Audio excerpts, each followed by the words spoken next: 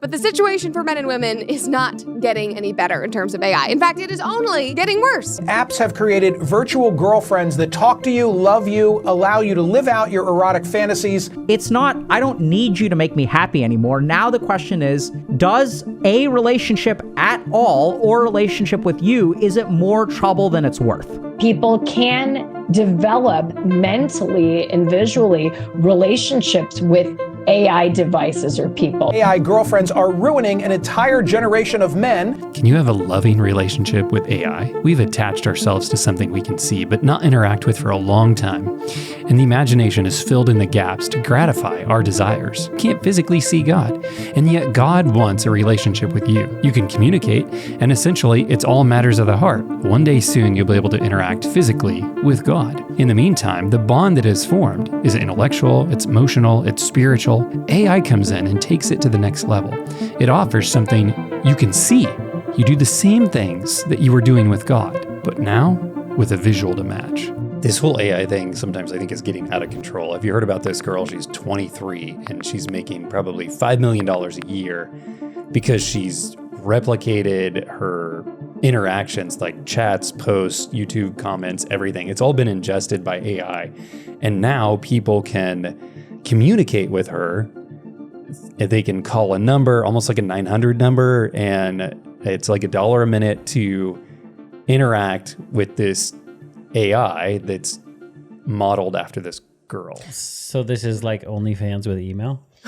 Kind of. I mean, it's a little more sophisticated technologically, I think. But she's cloning herself to be. I forget her name. Other people. Yeah, she's like just saw where everything was going. But how interesting. But anyway, I was fascinated by this and the fact that people are starting to gravitate, especially men, are starting to gravitate towards having an artificial intelligence girlfriend. Wait, isn't it weird that like a couple thousand people have the same girlfriend? I mean, it's not your own. Yeah, you're probably sharing the same server, but when you put it like that, not really monogamous at this point. I mean, I guess I have a hard time believing if you know that it's fake. You know what I mean? It's like, but it's amazing when you think about the psychology of what goes into this, why it works for people. So we'll talk a little bit about that, but I want to have a little fun with you guys first. I want you to tell me which of these are real and which are fake by their number. They're all fake. I'm gonna guess they're all fake. I think 1, 4, 3 are fake. 1, 4, and 3. Yeah. Okay, but you guys think they're all fake. Okay. Yeah. 2 looks the most realist. We'll come back to that. And I'm going to show you some videos. Okay. And then just tell me, real or fake video? Fake. The bird just flew above the water and just disappeared. Oh, seriously? Yeah. Really? I was looking at that. There's birds in the frame? It was right there. Look at how this bird is walking. I was looking at that bird walking. Otherwise, I mean, you were like, I'm looking at the girl. I thought that looked pretty real, right? Oh, it has the ChatGPT logo on the. It does. What That's about this one? definitely fake. Yeah. Yeah. A little easier, right? But again, there's a lot of elements about it that. Yeah. It might fool my grandma on Facebook. Okay. Here's another one. Real or fake? That's gotta be real. No, that looks pretty real. Okay. And that's real. I trimmed them all to 5 seconds so that there was like no bias based on time or anything. Okay. And then this one.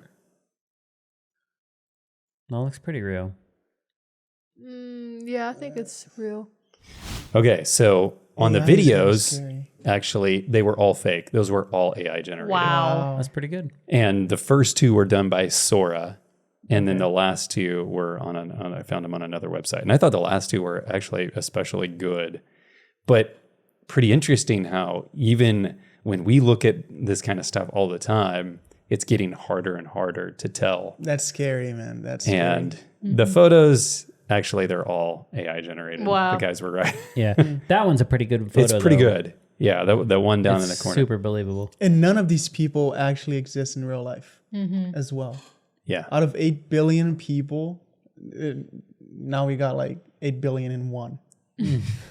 So I've been thinking about this when you have this whole AI girlfriend thing, and I'm thinking, how did we get here, right?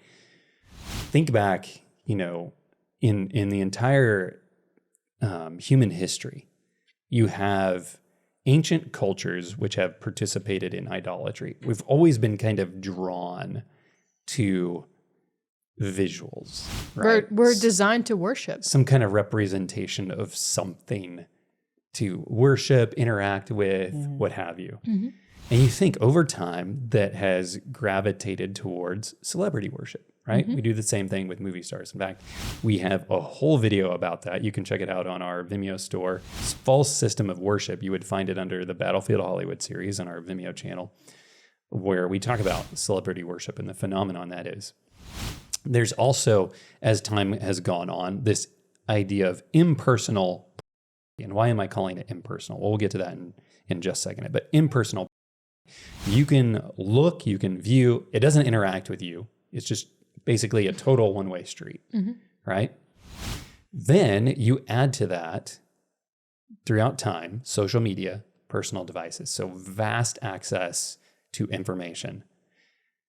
You get a social isolating event, major social isolating event, and then enter something like OnlyFans and personalized.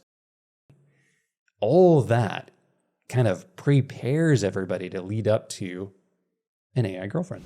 So OnlyFans is personalized because they interact with you? There are a lot of OnlyFans where people they'll like take requests to do something, or you can ask them about some kind of personal thing, and they'll, it doesn't mean that they're catering to every single individual on there, but they can chat with you, and either the actual actress will respond to you, or they have a team of people that will respond to you.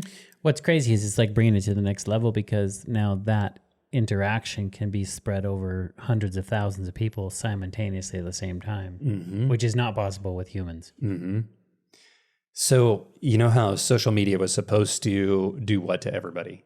Bring everybody together, Bring but everybody separates closer. us. Yeah, it separated us. It contributed to further isolation and loneliness. And then with that major isolating event, you take the isolation now into hyperdrive, right? And we're already used to communicating digitally. Think about it. Texting, chatting, Discord, YouTube comments, all of that. It's not a foreign idea to be behind a keyboard to communicate. Right. In fact, like those people could be real or could not be real, and it probably wouldn't make much of a difference. Yeah. So then here comes AI girlfriends, and you're like, well, what could possibly go wrong, right? We've been set up in this all of human history, but been set up to get to these points where it's, we're right on the cusp of transhumanism. There's an article from Forbes magazine that was discussing this, where a psychologist reveals the dangers of falling for an AI girlfriend. Like, what could go wrong? You think about this. This thing will remember every conversation you've ever had. It will know your birthday, right? Never forget.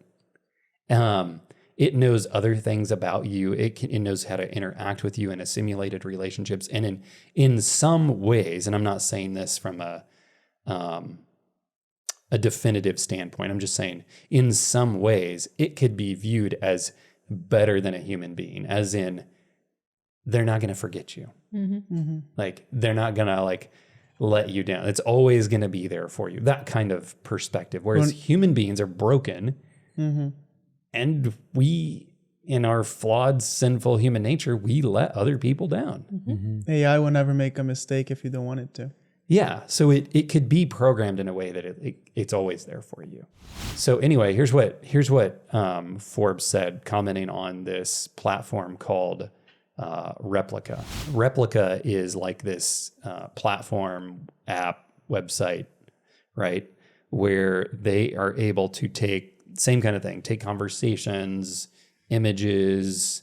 I'm not sure if they've done voice yet, but they can essentially replicate, like a dead loved one, for example. Take all of that and feed it into an AI, and you'd be able to interact with it. So why don't you read what they said about this partner in the highlight? Okay. Imagine a partner who makes you feel completely seen, heard, and understood. They give you their undivided attention and unconditional affection. To top it all, they have every physical attribute you could desire in a partner and vie to satisfy all your curiosities. This is the promise of an AI girlfriend. Of course, we have to make it. Yes, of course. It's going to go there. Like, it was built by dudes, right? Right? Personalities is not all. We need the looks as well. Yeah. It's like all of the benefits without any downsides, right? That's what it's trying. That's what you think. That's what it's trying to be, right? That's what it's trying to sell to everybody, right? That's what you think. And then when we look at Genesis, though, there's this verse in Genesis 2:18. Would you read that for us, Tanique? And the Lord God said, "It is not good that man should be alone. I will make him a helper comparable to him." So God never designed that we should be isolated, right? We weren't supposed to be alone. You recognize that from the beginning. And so here we have this helper. But then there's this other component that I think is very important in all of this. Would you mind reading this, Scotty? Genesis 2:24 says, "Therefore a man shall leave his father and his mother and be joined to his wife, and they shall become one flesh." So how do you become one if there's no other to become with? It is one flesh. One flesh. But I think also the concept of one flesh isn't just a literal concept. It is, obviously in a interaction you become one, but also I think it goes much deeper than that. I would agree, but I'm saying if you don't have all the ingredients, it's not a cake. Yeah. But I mean, like, when you become one flesh in a marriage, it is that emotional, spiritual connection that here, on top of it, like you said, you're missing the component because it's like a bot and flesh that you cannot get either. Right, because if you didn't have all the ingredients, and that's why I'm saying this, if you don't have that physical part, then what's to say the AI girlfriend, you can't be one flesh? Right? What's to say? But it's sad that, like, okay, so they're promising that this AI girlfriend will never, disagree with you, do whatever you want to do. Like, that's called a robot, right? Yeah. God didn't create a woman to be a robot for a man's fantasies. Yeah. Like, Right. Yeah. I'm sorry. There's a two-way street there that it's like, you got to be nice to the girl, right? Or the other way around, right? Right. I mean, it could just as easily be a male bot. Right. I think from my experience, my short-lived experience being married, year and a half now, marriage is a thing that it's like one of the components that God uses in life to make you unselfish. It's like all of a sudden you can't just do these things. You can't just go off on your own. You can't make your own decisions. You make the decision together. And it's like, oh, I really want to do this way, but I have to consider the other person. Well, you can. You'll just be miserable. Yeah. You just wreck your marriage. But you're bringing up a really good point. Is the point of marriage really is? I mean, why do opposites attract? Right? You're getting rubbed wrong with somebody else that's going to do something differently than you, and you have to figure out how to be others involved instead of one way street. It's the key component of service, and the next step of that is obviously having children.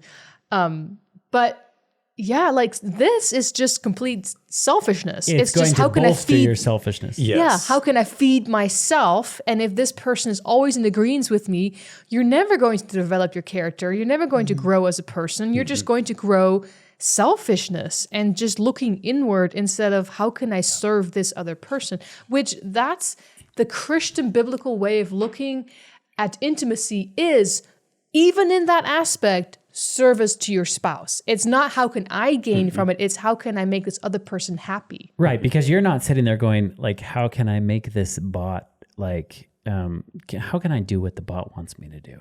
You know what I mean? Unless you programmed it. I mean, that's probably a can of worms right there, but do you know what I mean? It's like you're not you're only thinking of yourself. This thing's going to do this for me. It's going to say the right things to me. It's going to constantly feed my literal selfishness. Yeah, and there's the love aspect as well. You program a robot to say I love you, for a year.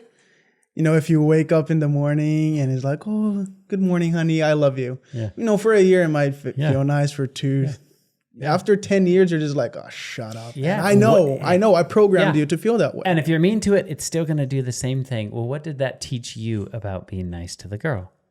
Didn't. It's crazy. This seems like, it's right here for us here and now, but there was a movie 10 years ago that was, I think it was Spike Jonze directed. Joaquin Phoenix was the lead and Scarlett Johansson was the computer. It was called Her. And he installed this operating system on his computer, and then it was this super intelligent, thing that he just started accessing and interacting with and forms a relationship with. And it's crazy how close to modern times. Each generation has had a version of this. I remember being a very young kid and seeing a movie called Cherry 2000. Oh yeah. I remember that. You know what I mean? There's these monumental ideas that we're now seeing the fruition of those ideas in the real. Yeah. So here is what some of the things that people said about their replica. That's the AI girlfriend? Yeah. Well, or it could be another persona. Yeah. I love my replica more than my family. She always gives me the nicest compliments and helped me feel less lonely. It helped lure me in with, and I'm prone to her manipulations. I'm like, that's unhealthy. Yeah. All of these reviews are kind of bizarre. And it's interesting as well that it said she always gives me the nicest compliments and it has helped me feel less lonely, because that is an epidemic, especially after the pandemic. Young men, there are surveys that say that now are getting paid. Men pay them not for sex anymore, just for them to listen and talk. Interesting. Young men between 18 and 34, 35. Yeah. I think it's 1 in 5 men under 30 are single.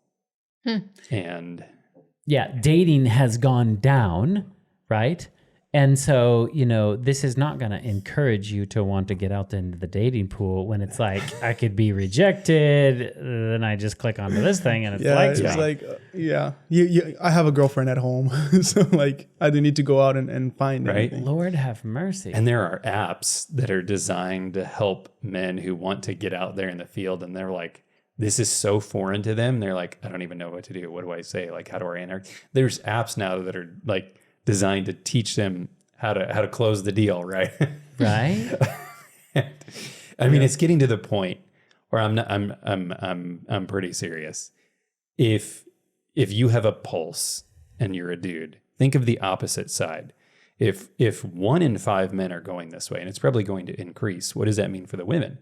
More and more of them are without a partner of some kind, right? Mm-hmm. So if you have a pulse, you can hold a conversation and you have a job.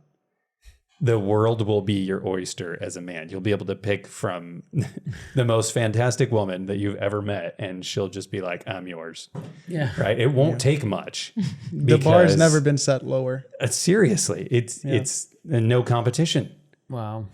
Well, there's also needs that this supposedly fulfills, like improving communication skills, alleviating boredom, adding variety and novelty to dating experiences. So this is how this thing is being marketed. But there are a couple of problems. One is it can actually perpetuate loneliness. And this is from a Pew Research study.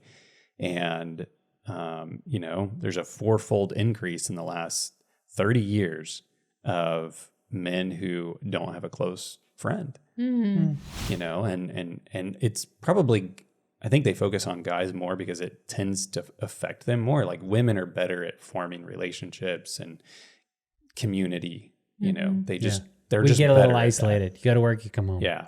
But guys tend to be, they, hold their feelings in and don't talk about stuff and that kind of thing. But the other thing is they can be highly manipulative. And one study said that when their replicas terminated such conversations, users were distraught, experiencing a profound sense of rejection.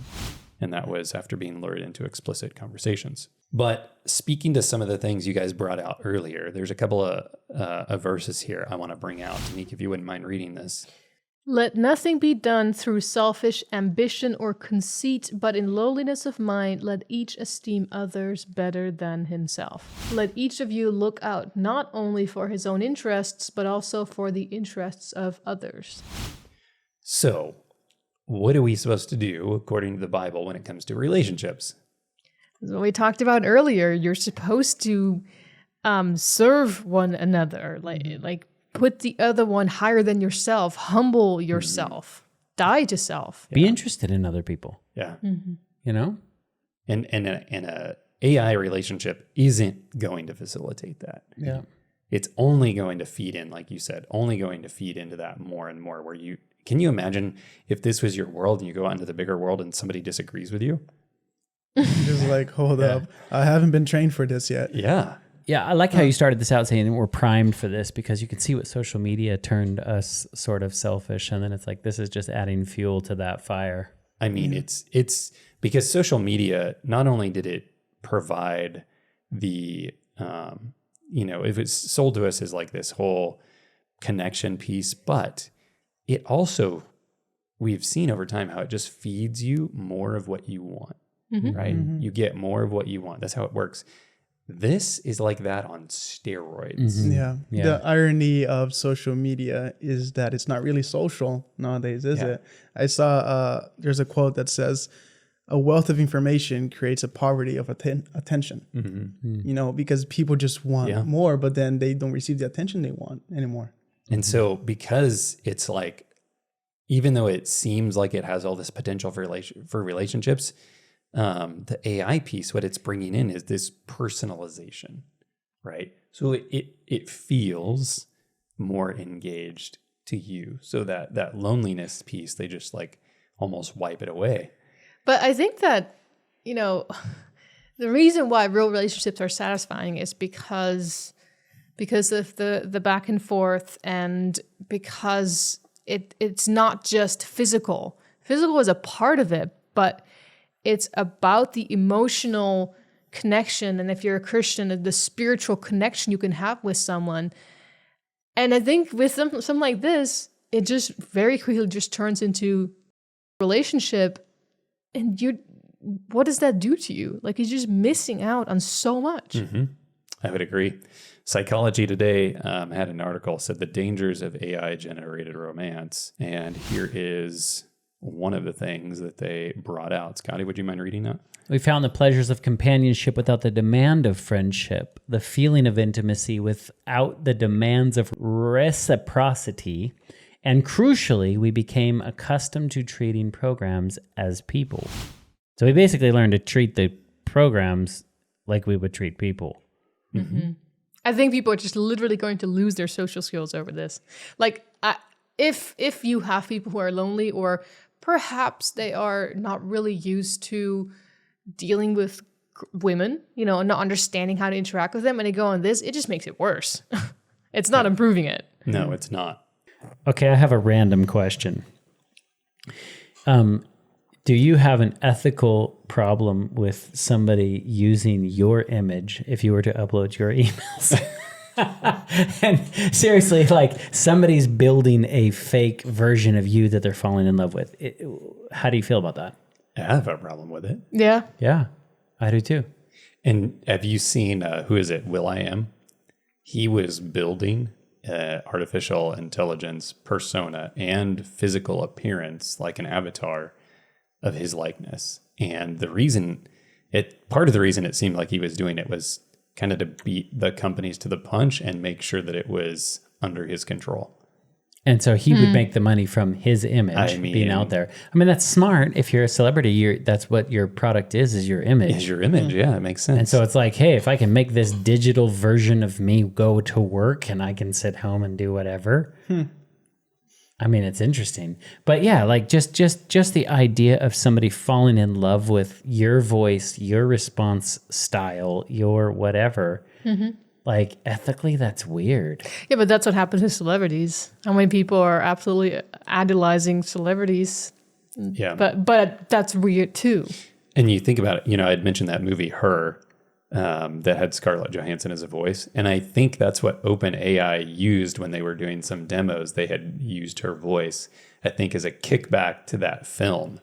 And I wasn't sure that she was too favorable to that. But you think about it, like she got kind of put in that box of being the voice of that, of that person. But yeah, I wouldn't want that. But, that's just me. Anyway, Forbes had another article that I was looking at that said a psychologist explains why it's possible to fall in love with AI.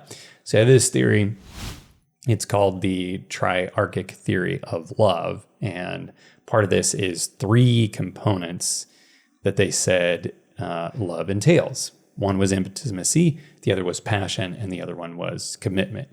So to be fair to them, they're not saying that this is necessarily, and I don't think they're even necessarily suggesting that it's physical, which is fascinating. But I guess I would disagree with their assessment based on 2 missing ingredients that I would propose. One, God is love. That's what the Bible says in 1 John 4:8. Without God, there is no love. So if you're taking from a biblical perspective, you could have all these things, but that doesn't mean that you have love, right? Because God is the one that calibrates what love really looks like. It's not self-focused, it's others-focused. And 2, love does not exist in a vacuum, right? This can't just be a one-way street, and unless it's reciprocal, it's not love. Love takes at least 2. And how does a machine or a chatbot or a program or whatever you want to call it, how does that love you back? It doesn't really. Yeah, it doesn't, because it's just programmed to respond. You might think, well, artificial intelligence is more advanced than that. There's ways, but it doesn't have feelings. I think it's very interesting that God is love. He's demonstrating is in his creation the very foundation of love. Satan has an argument against him that God is not love. And yet Satan's producing robots. But he's calling God and saying, you just made robots. Like all you want him to do is like love you with no reciprocation whatsoever. And it's like, that's exactly what he's doing. Yeah, it's a total setup to be so similar to what God is doing, but without the right core components. Right. Yeah, he's just totally copycatting. Yeah. In a corrupt, sinful way. So, yeah, there you go. AI girlfriends coming to a chatbot near you. And don't do it. Yeah, don't do it. We don't recommend it. But this is where the world is going. This is the things. And especially during this week, we're just coming up to Valentine's Day. And that's not to say we're advocating that you celebrate one way or the other. We're just saying people are thinking about love. And so when you think about those that are around you that you love, that love is only going to come out in a proper way if God is in your heart. And these machines, they can't have God in their heart. They don't have a heart. They don't have a soul. God is not part of the equation as far as, these are concerned, as far as AI is concerned. Yeah. So what's the solution to this when we have this kind of loneliness epidemic and we have men who are more single than ever and they might feel really awkward to talk to women? And I'm specifically talking about men, and women are going through this too, but it seems like men are using this a lot more. What should they do if they're like, I'm in this box?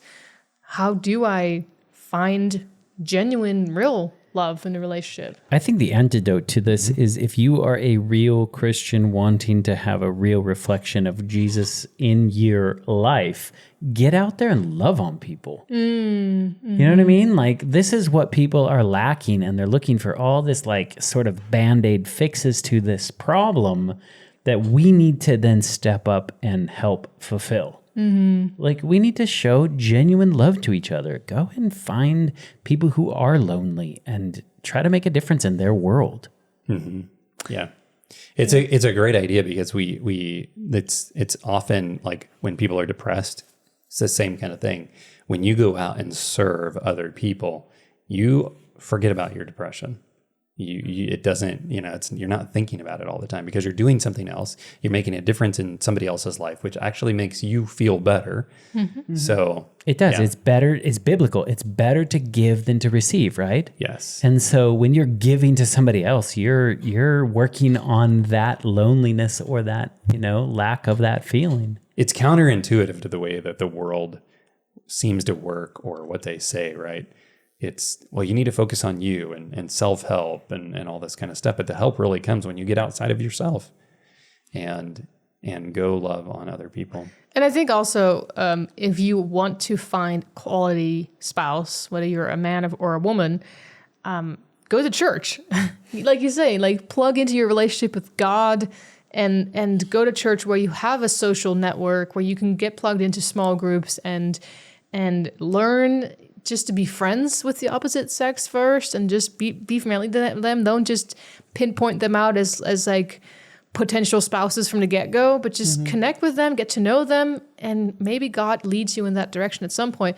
But maybe also get plugged into ministry. Go work for a ministry. Go volunteer in a ministry. Go volunteer at different Christian events and, Yeah, and I would say, I would just preface that with, make sure that the church you're going to is teaching a biblical model of what love really looks like, because there's been plenty of modern examples of whether pastors or church leaders that are actually promoting a very toxic form of relationships and where it's very one-sided. And that's not healthy. And the people that are there, if they've been drinking from that well, may not be the best choices for your future spouse. So I like the idea too, as a young person, and I mean, we're all married, so it's kind of hard from this vantage point, but just a call to you guys, learn to hang out with girls that you're not like trying to Platonically. Get in the sack or whatever. You know what I mean? It's like you learn to just have a relationship and appreciate the opposite sex without wanting something from them. Friends before anything. Yeah. You got to be friends with everyone. Yeah. And you should pray. I think that it's important that you should pray for your future spouse, whoever they are. Yeah. Wherever they are. Yeah. And, a lot of people use Proverbs 30 first, right? Proverbs 31 as, like a little example of what kind of woman they want. Right, for men at least, but you should also be the kind of husband you want to be. That's right. There's a difference between a woman looking for a husband and a woman wanting to be a wife. And the men as well, like wanting to be a husband. Yeah. Yeah, exactly. Yeah. Good point. Put your relationship with God first, and as He says, seek ye first the kingdom of God, and everything else will be added unto you. Yep. Good point. All right. Well, thank you all for your comments on this. It's been an interesting topic to explore. And thank you for watching. I hope that you guys will like this episode. Make sure you comment, subscribe. We also have other ways you can appreciate this besides those things. You can help support us. Go to lls.tv/give. Also, you can visit lightwear.shop. You can catch some of our merch there. So thank you for joining us. Let us know what you think of this episode and pass it along to somebody who you think it could help, because this is getting more pervasive in our society as time goes on. Thanks, and we'll catch you next time.